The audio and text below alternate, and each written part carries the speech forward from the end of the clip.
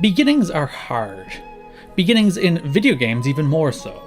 Not only do you have to introduce the characters and start building the world, you also have to teach the player how they can interact with that world. In many ways, those tasks run counter to one another. As you immerse the player in the universe you're creating, you also have to break that fourth wall and tell them how to jump or swing their sword, all while creating a compelling gameplay experience. Juggling that tension between storytelling and tutorial is always a tightrope act. Much has and will continue to be written about The Legend of Zelda Breath of the Wild. It is a masterpiece that reinvented both the Zelda series and the open world genre in one brilliant swoop. I gave it a 10 out of 10 when it released.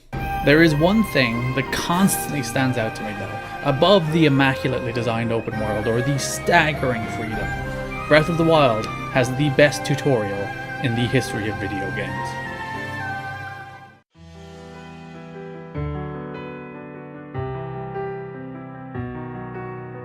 The best thing about Breath of the Wild's Great Plateau is it doesn't feel like a tutorial.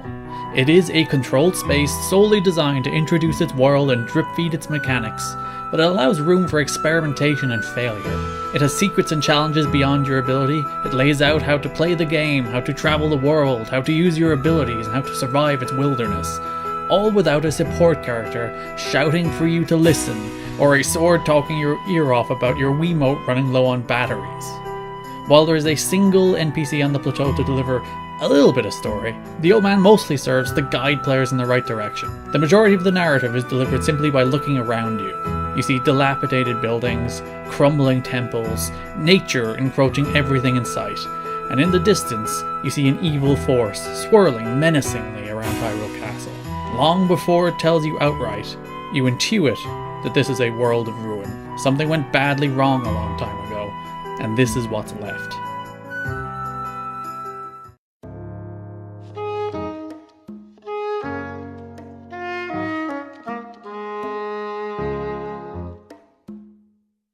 There are some outright tutorials. The game tells you what everything is and how to use it, and perhaps most notably teaches you how to use your map. But the true mastery of Breath of the Wild is how it uses sightlines to drive you forward. The Great Plateau, like so much of the open world in general, is designed to entice you with what you can see.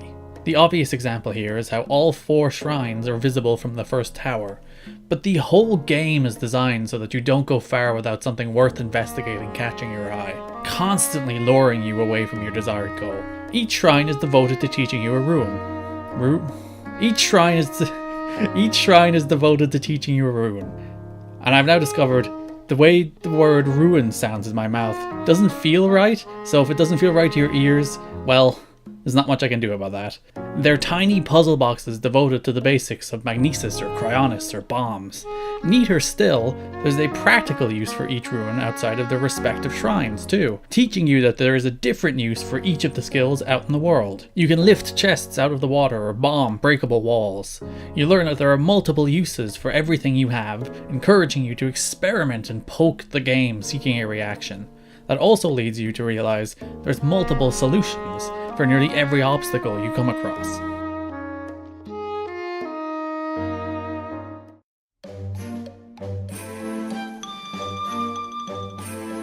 You can overcome the cold mountains in multiple ways.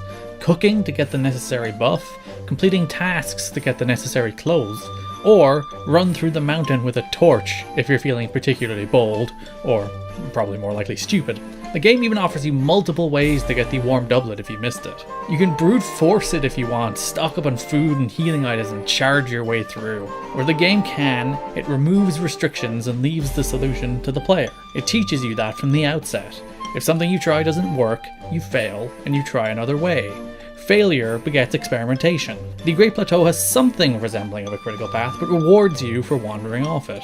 You can run into a talus and be totally outmatched, but if you're up for the challenge, you can take it down too.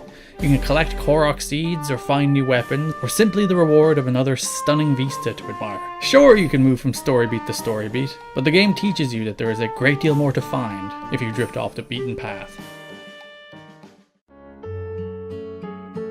In many ways, the Great Plateau has to teach you everything the game has to offer.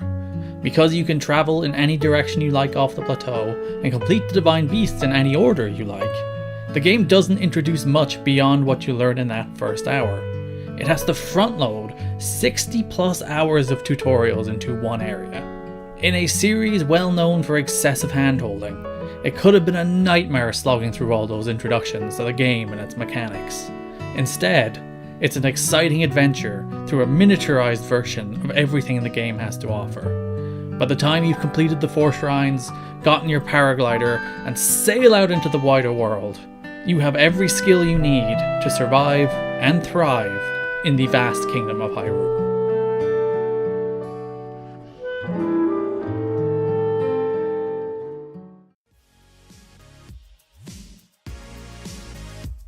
Thank you so much for watching. This video for some reason has given me a horrible complex about the way I say words featuring the letter OR, so if you watch it all the way through, know that I suffered for this.